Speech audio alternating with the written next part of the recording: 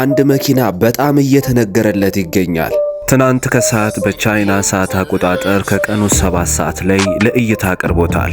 የሚገርመው ነገር ግን መኪናው ከፖርሽ ታይካን እና ከፌራሪ ፕሮሳንጉ ጋር እየተወዳደረ ዋጋው ከነሱ በእጥፍ ማነሱ ነው። ሻኦሚ ዋዩ 7 መኪናው በቻይና ብዙ ነገሮችን የሰባበረና ብዙዎችን ያስደነቀ ነው። በሻንጋይ አውቶ ሾውም ሄዳችሁ ከተመለከታችሁ ይህንን መኪና ለማየት ትልቅ ሰልፍ ትመለከታላችሁ። ምክንያቱም መኪናው አዲስ ይሁን እንጂ በጣም ፌመስ የሚባሉ ነገሮችን ያካተተ መኪና ነው። ኢቭን መኪና ውስጥ ተቀምጣችሁ ጎ ሲቀድ መመልከት ትችላላችሁ። ምክንያቱም መኪናው ራሰ በረሃ ነው።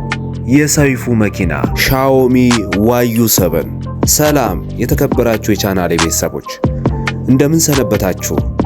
እኔ ኢንጂነር ጎሳ ነኝ። እንደተለመደው ዛሬም ስለ መኪኖች ልናወራና ልናወጋ እዚህ ተገኝቻለሁ።